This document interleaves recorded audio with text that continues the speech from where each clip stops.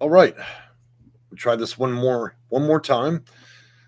I had to delete the last video. We had so many problems between cats popping around like popcorn and other noises, and I didn't have the microphone on, so just one of those days. So let's start fresh. This is going to be on how to get emergency hotel vouchers. Now, there's two different sections of this we're going to be addressing. The first is going to be for those of you that are homeless or always have been homeless, that are trying to identify ways probably to get out the heat and maybe even, take that and possibly later turn it into an emergency voucher of some type. Now, as an introduction, most of you know that I own Section8Consulting.com. This is what I do for a living. Ranked number one on YouTube. I'm ranked number one on Google. There's probably not anybody out there that's better at doing what I do than myself. There's really not any other contenders that I can see except for the talking heads that you see on CNN and so on. Anyways, with that, the second part of the audience I want to speak to are those of you that have suffered through hurricanes, forest fires in California, blizzards up in New York or Chicago or Minneapolis, and for those of us across the country that are also affected by floods. And for those of you out there that live in Tornado Alley, like in Oklahoma, you get hit by tornadoes that can wipe out entire towns and communities. So, the bigger question is when you actually need help, you're there, you barely have your clothes and your phone with you if you're lucky, and you're spending so much time and energy trying to find these different organizations in which to help you in the most efficient way. And what you find, I think what most of you find is during emergency, it just becomes chaos because everybody's trying to give you a different number and pawn you off on another organization. So let's talk about the ones that are worth dealing with and what would be best method of pursuing that.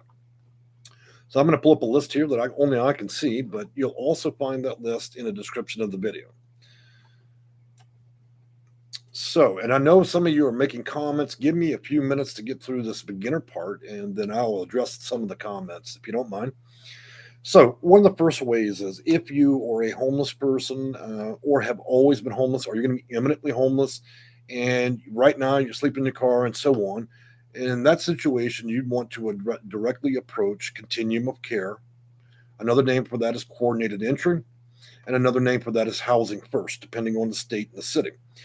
Now, what you're technically actually applying for is emergency housing and a voucher, but federal funds from the pandemic allow you to get a hotel in many cases, provided you give them the right answers.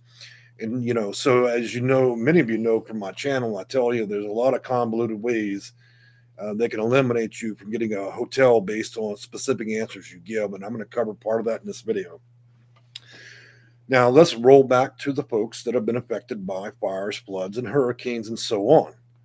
With you guys, it's a little bit more different because you're also going to receive federal funds, but from different agencies. The worst to go to is going to be 211. I've spoke very clearly about that organization in every state, that they're just the most useless people I've ever seen. If you work there, I apologize, but really, look, if I call you and you're going to go and punch some shit into Google, then you're useless to me. Your job's useless. You should be eliminated. Not only that, but 211 has had an excellent reputation of having the most outdated bullshit phone numbers and addresses to nowhere, to hell. And then to that, there's to that order, I would say that there's virtually no education behind the people they hire to do that job. So the recommendations are just horrifying, especially for those of you that are sitting in a shelter or a stadium and other things, and you just wrote out having your house burned down. The last thing you want to talk to is an idiot. So let's talk about more direct methods for those of you that are going through natural disaster. Your first stop on this list is going to be Disaster Assistance.Gov. Look, Google is filled with garbage. I mean, you've got a website, your first 3 pages on Google, when you type in emergency hotel voucher, your first 3 pages, you're essentially going to get scammers and spammers. The reason they're there is because they know that you're going to do 2 things. One, because you're desperate, you're going to give out all your first name, your last name, your favorite color, your pet, all your private information, social security number, and all that without thought or thinking twice. Google is a bad resource for that, okay? You need to make sure that all these websites are .gov. Now, in addition to that, we do have charities and nonprofits, but you need to make sure you're at the real one, okay? So I'm not trying to make anybody suspicious, but So, Disaster Assistance.Gov, you can also find the link in the description. For those of you that are currently in the state of Louisiana, okay, it means you just got wiped out, no power. Things are tough there. I'm also a native. I was born and raised in Baton Rouge, Louisiana, so I know what it's about out there. Of course, they give you the option 211, but I would recommend calling 800 755 5175. That should connect you directly to the government, and they can make a decision based on your answers as to whether or not you get it. Look, if you're living in an apartment and you've got a dripping ceiling, that's not good enough, okay? You need to have some actual damage where you can't live where you're staying for this to work properly. Second to that, let's talk about the Red Cross. That's another federal agency, and the Red Cross provides hotel and motel vouchers, obviously. There's not a simple way ever to deal with the Red Cross. So, my suggestion there would be to follow the one link I found that seems to be pretty useful, that allows an application and process, because most of what Red Cross does is advertise for you to give them money. And they don't put many links about trying to get it from them. However, they do handle that. They would be able to connect you regionally in the area in which you are to be able to get that voucher and apply for it. Not everybody's going to get it. So let me make some suggestions about this. So you're thinking, hey, man, look, I've just been through a flood. I've lost everything. Why have these people just turned me down? Well, it's simple. It's called bureaucracy. And it always happens because a lot of the rules and policies and procedures are written in a bizarre way. And so let me make a suggestion to you guys. If you got a partner, lover, a husband, a wife, whatever it may be, grown children with you, one person call one day, and if you don't get the desired result that day, then have the wife call the next day, then the children the next. Don't ever put the whole family into one unit when dealing with any of these organizations, because if they tell you no and you've listed every alternative you've got with you, then you just screwed yourself, okay? I often recommend clients call as a dry run. I'm Sally Cattree from WW2343, Ripple Street. It may be a lie, but the reality is you're able to test and see what they're going to be asking you. So why would I say, react with such auspicion when you're dealing with these organizations? Because one wrong answer, man, and you get nothing. And I've seen that play out plenty. Now, I'm not suggesting the federal government's is bad, but I got to tell you, they get more clever when you deal with the state and county organizations. All right. So next, we're going to move on to FEMA hotels, and same thing there. You have to actually just live in a zip code there. FEMA's pretty reasonable, and so is the Red Cross, I think, in many respects. So I don't think you'll have that much trouble. Now, where it starts getting more complicated is when you deal with places like Catholic Charities. Why do I suggest them? They are the largest in the U.S., and they are often involved in nearly everything. They're also a multi-billion dollar business. Okay. Don't worry about the word Catholic. It's still a business. Okay. It is not, the Catholic Charities is what it is. It is a business, and it's also, when you want to go to church, it's church. So, look, out of all the charities on the planet, and at least in this country, I can tell you this is the most straight up one out there. There are going to be many local ones out there that would have you do all kinds of crazy things, including go visit a COVID filled homeless shelter. You don't want to do that. Okay. So I am going to recommend Catholic Charities for that purposes. If it was Baptist Charities or if it was Mormon Charities, I would do the same if they had the same deal, but they don't. So now, when we get further down the line, we talk more about the Salvation Army hotel vouchers, but that often comes with a lot of strings. And if you don't want to be a puppet and then given a rack like you're a prisoner, I don't know how much I recommend that. If they can give it to you without you having to actually walk into one of those nasty shelters, I would say so. Am I suggesting that all homeless shelters are nasty? No, I've been to some. I have seen some homeless shelters that would make you rethink reality. There's a lot of nice ones. And then in the end, we talked about 211, but I realized that certain parts of the country use 311. So let's get back at the main topic for those of you who are homeless. You need to reach out to Continuum of Care, Housing First, and all that. And so I provided a link for that as well. Now, typically, they'll give you 30 to 90 days. The nicer part is if you happen to be homeless while there is a natural disaster, you force the federal government having to house you. They cannot just technically throw you out of the stadium where you're staying or whatever shelter they have. The Red Cross and FEMA, those workers do so much work, it's ridiculous. So they have earned my respect. The Red Cross and FEMA have definitely earned my respect. Even though they know you're homeless and you're a little bit, they know that you're playing them a little bit, they will go to the farthest links to house people, and that's what I think is incredible about them is they're so unbiased compared to dealing with places like the housing authority and local charities that try to bias you. So give FEMA and the Red Cross a fair chance. If you're in any natural disaster area, this is your one chance to force the federal government into finding a much quicker way for you to get housing. They can make direct contacts, they can kick out a lot of cash, and they're also very good about getting you emergency housing vouchers as well. So you would be stupid to just accept the hotel and not accept the other services between these organizations. Now I'm going to go into a few questions over here because I know people have them. So let's take a look. Jalen, is it possible to get an emergency voucher if you're already on a list since 2017? Well, I, that's an interesting way of asking the question, but um, you would need to reapply under that premise. So you would need to recertify your answers and then request it in that way. However, if you do that, it's going to reset your visit. Look, every county in every state have a different housing authority, except in certain states where they may pool certain counties together. When they're pulled together, one housing authority may control several counties. Look, just go to the next county over that's not controlled by the place that you just applied. Apply over there, and then thus just tell them you want an emergency housing voucher. But here's the deal, Jalen. Emergency housing vouchers are typically really not issued by the housing authority. They're more often issued by continuum of care or housing first organizations for the homeless. They're limited, and a lot of those are running out. Hey, Jasmine, and I wanted to recognize Jasmine, longtime member of our channel and Cowboy fan for life. I have a voucher already. Congratulations on that deal. And Classa says, "How can I get an emergency voucher if I'm in a shelter?"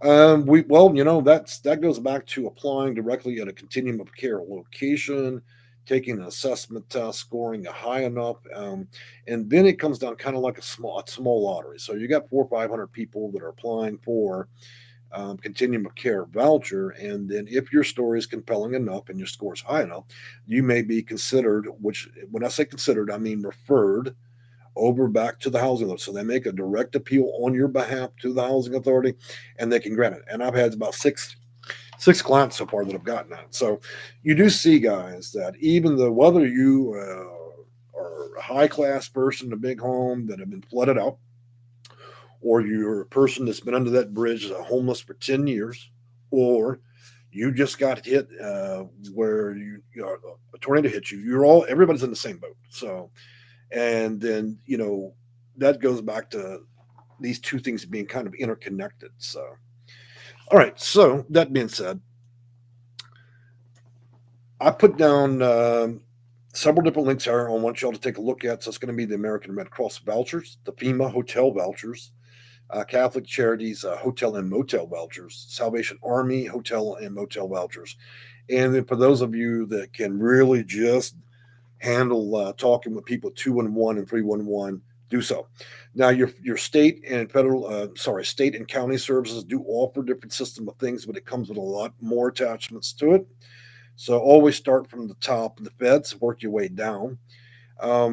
Now, I offer consulting work, but I'm not suggesting anybody pay me to do anything like this. I'm just telling you, if you're just not in a position, or you're just too stressed out to handle this, and you're looking for somebody that can come up with every reasonable resource, then I could probably help you with that. But again, this is advice. The video is free. The links are free. You can spend your own time for free looking these things up.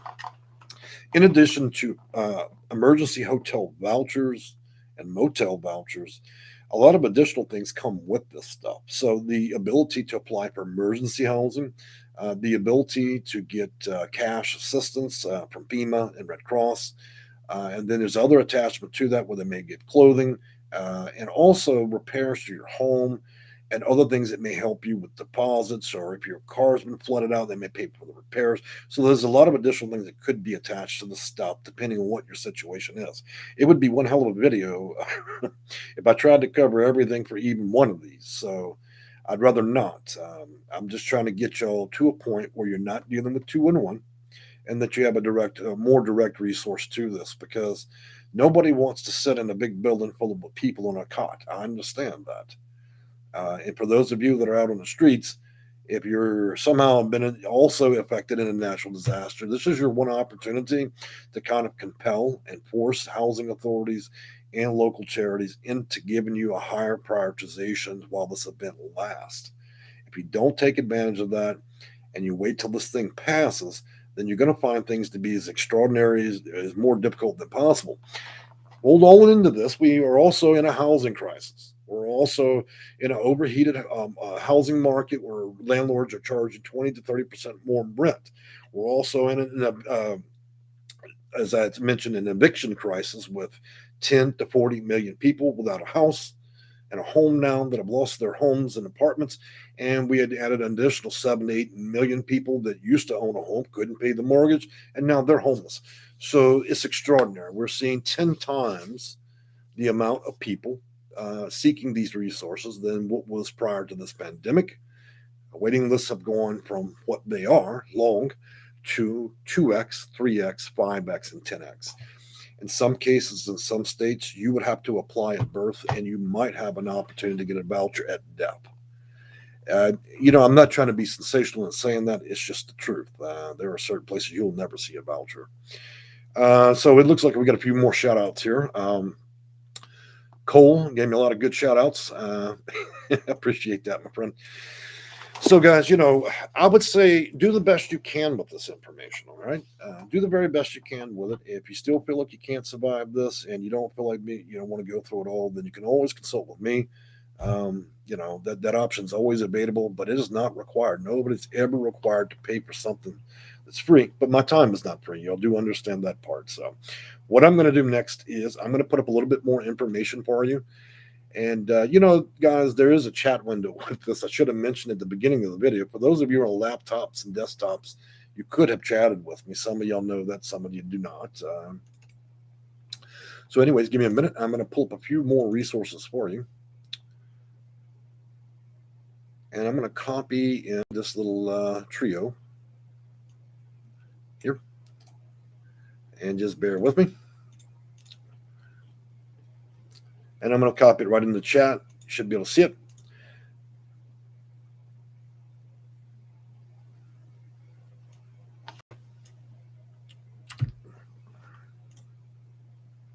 Well, it's not letting me do as much as I thought it would.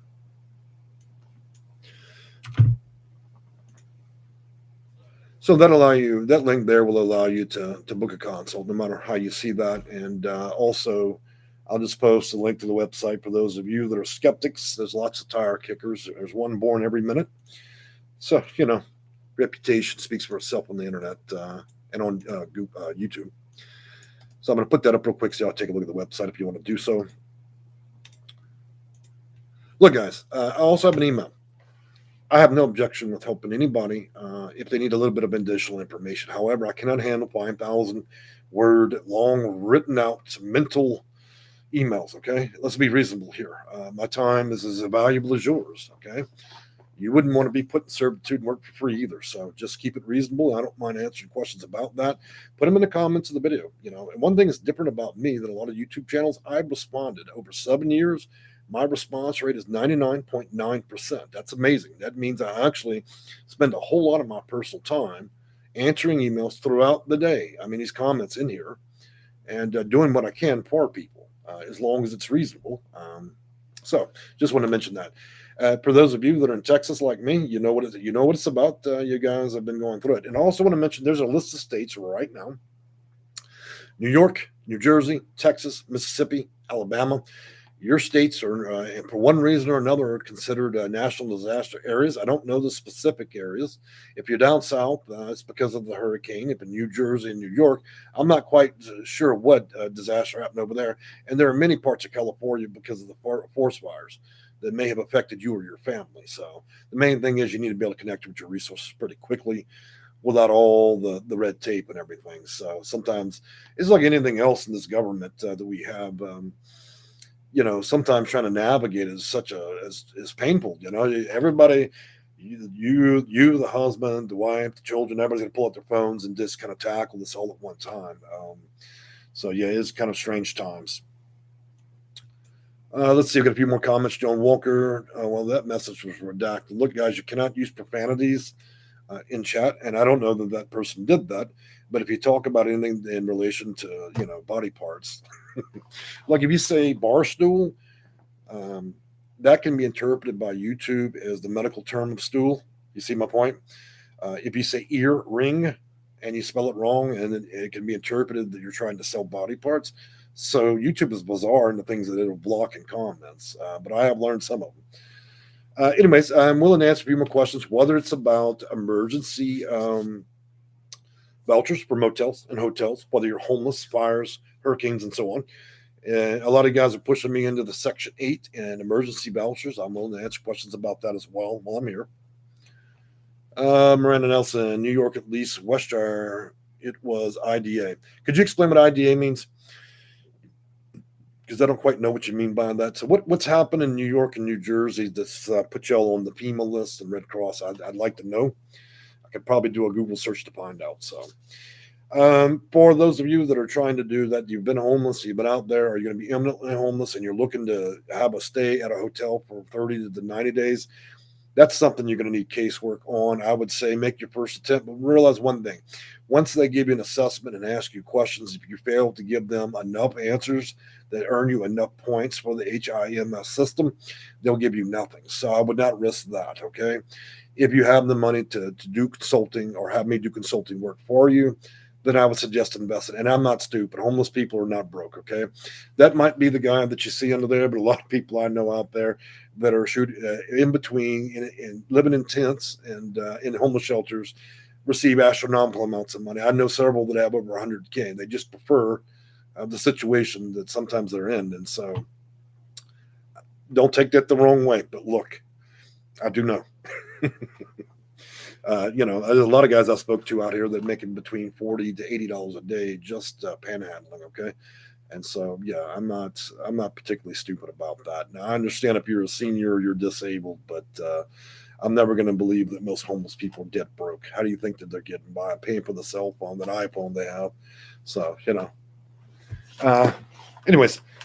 I don't see any questions, guys. So what I think I'm going to do is just, I think we'll end the video, and I'll try to respond to whatever comments are left there. I knew this was not going to be a popular video. Not that many people looking for, hotel vouchers as an emergency. Maybe I should have posted it 2 days ago, but I was in the middle of that hurricane.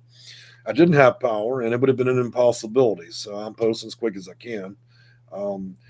I just caution you guys about Google, okay? .org's, that's a hot mess. Anybody can buy it, and anybody can pretend to be a charity. Look, I've seen a lot of Google advertising today. Please help the hurricane, Nicholas survivors, and then you go to the website, and it's somewhere in Indonesia. They're collecting money for victims that live here. Are you kidding me? So it's a lot of garbage. So you need to recognize the difference between ads and what real links are. If it's not .gov, for the city and the state, then you're probably in trouble if it's not a recognized name. These scammers, man, they'll go to anywhere, any link to get money out of people as a donation. And for those of you that have good enough credit and you give them everything on the phone, if your credit's good enough, they'll go, in about a week, you'll notice you have a car loan for a car. And then it's already on a boat straight to China to be sold. And then tough luck for you. You've just been wrecked. Be careful with Google. People not always there to help you with this type of stuff, and a lot of them present themselves in such a way. Look, read through the first couple of pages about emergency hotel vouchers on Google, and what you'll find is a bunch of nonsense. It leads nowhere. One person writes an article, then another person copies that, they respin it around into more bullshit to get you nowhere. No phone numbers to anything, just bland garbage. So you'll spend about 4 or 5 clicks going through Google before you find anything real. Look, so that's why I'm making a video. I'm trying to connect y'all. So I already went through the painful process of trying to find the right spots for you guys to call and go to do this. And hopefully that helps you. Looks like we got a shout out from Angie Sauce. Question: how difficult is it to move with Section 8 from an extremely high crime area to a safe area? Well, when I'm involved in it, it's like a streak of lightning. If you got yourself tangled up in letting that housing authority put you in one of their buildings. Whenever a housing authority owns the building, it's called a project. Whenever a independent landlord buys the property and he accepts a voucher, that's called tenant-based. Tenant-based is safe. Project-based, anytime the housing authority is involved in any of the maintenance or care of a building, you're going to live in a place that's going to look a lot like the county jail, except there's not going to be bars. It's absolute garbage. So yes, we would convert your voucher over, and I would port your ass about 3 counties over where all the rich people live. That's what I would do. That's what I do for most of my clients. I don't deal with project-based garbage. I'm not going to put people in the hood. If you're white, I'm not going to put you in a trailer park. You see my point? I know what people don't deserve. A lot of you guys are seniors. You're in wheelchairs. You have severe mental sometimes problems. Sometimes the good ones and the bad ones, but it doesn't matter. You don't deserve to live and be treated like trash. And you never ever want the housing authority to be in control of anything. If they're issuing both the voucher and you're also going to be one of their cellmates and you're going to move into their little prison with all the cameras and drug dealers and prostitutes, and you've made a terrible mistake. So yeah, I can get you out of there. It'll take time. It takes about 45 days. We have to talk to housing specialists and then see what we can do in order to get that converted over and then port you out of there. And let me tell you something, guys. Once we get you to HCB, you don't just have to live where you've been living. You don't even have to live in that city. If you want to go, and I can port you down to Honolulu if that's what you want. I ported about 60 people. You can be broke and go live in a nice place on a beach. You do not have to live in a shithole. I've told you guys that so many times. You go through all this shit to wait forever, okay? Until you do it your way, you wait 15 years, then you're thankful you get the voucher, then it's killer to even find the place, then you end up somewhere in a terrible area. Why not just work with a consultant and I'll port you somewhere nice? You don't have to live like trash and be treated like trash. I could put you in the mountains. If you don't want to live around a bunch of white folks out in Billings, Montana, look, I can move you down to Atlanta, any place that you feel comfortable. If you're Spanish and you prefer living out in Houston and Austin and El Paso, we'll work it that way. I don't want people to move where they feel the best about the community they live in, but I don't want any of you living in terrible areas. It's not necessary. Your inexperience and lack of understanding of how the system works is what's keeping you back in these terrible places. If prostitutes and drug dealers and other people all want to congregate in one place, let them go do their business. That's what they want. You don't have to go live with them. Never accept an offer from a housing authority that has anything to do with project-based housing. Sometimes they'll even try to spin it as tenant-based housing. You better check, because when you're scared to even leave your house after 5 o'clock, when you're terrified to go check your mailbox, then you made a terrible mistake, and you know that. I don't have time for shit like that. Let me tell you, I have dragged more elderly white folks, black folks, and Hispanic people out of shitholes than you can even imagine. I've dragged people, out of places that would just make your hair curl. Nobody deserves that, okay? Unless you really want that, okay? So if you want to get up out of there, call me.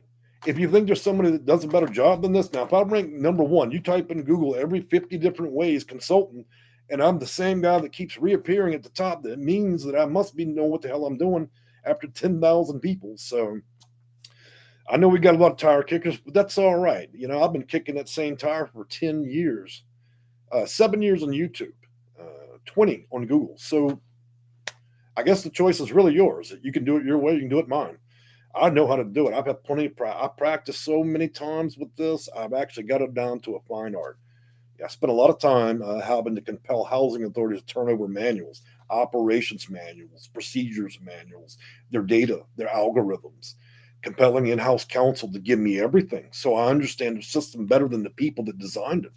Then talking with the people like Nana McKay that create the manuals for the housing authority, have access to that. All of their training courses, 61 of them. Murdered every one of those little jokers. It's like getting a little diploma out of a bubblegum machine. Same place the housing authority people get that garbage. You know how many housing authority employees come and privately come to me and give me everything they've got on housing authority because they're angry about the place they work, because they hate where they work. They hate the way that they're trained to treat people like trash. Now, am I suggesting every housing authority acts in that manner? No. Absolutely not. There's a lot of housing authorities that are highly, highly ethical. But some people have lost their cause. They've lost their center, their moral center, their ethical center. And they see that job now as you're like a cheeseburger at McDonald's. You're driving through, you want, and they don't want to give. Some of these delusional idiots that work at these housing authorities, they actually act like they're giving out their own private gift cards out their own purse. But I can assure you, the director of that corrupt little housing authority, they're the first ones to hand out vouchers at the Christmas party. You can bet that Bob the lawn man's got a voucher. You can bet our maid's got a voucher. So why the hell do mere mortals? Now, if you're not the maid and the lawn man of the director of that housing authority, then why can't you get a voucher? It's simple. If you don't know how to play the game, then hire somebody that does, because I play it. If you think that Netflix show about Better Call Saul's good, better call me, because I know how to handle that. So, anyways, appreciate all the claps and fires in the chat. So, I do. It touches a personal point with me when I see people being abused just for any old fucking reason, and that's what it is. You know what? Out of that 20 years, I did 14 years without asking one person for one red flipping penny, not one penny. I did my time. What I provide is a very powerful service, and I think it's changed lives. At least I hope it has. So, what other questions do we have, guys? Before I get out of here, because I've got 22 cats for most of you that know me very well from my channel, and I rescue them like I rescue humans. I respect anything that breathes and deserves an opportunity in this life to be treated fairly. And y'all know I love cats. I post a lot of videos. And a matter of fact, a lot of the money that I receive, what little bit I do, a lot of you guys think I make a lot of money off this YouTube. Let me tell you something. It amounts to less than $1,000 a month. And most of that ends up being burned up. And I think what I do is I work on YouTube to pay the vet, because the vet charges a lot of money. I got one cat. It costs me $1,000 to save its life. Now, that's a personal choice. Do I value life? If I value that cat that much, then how much more would I value you?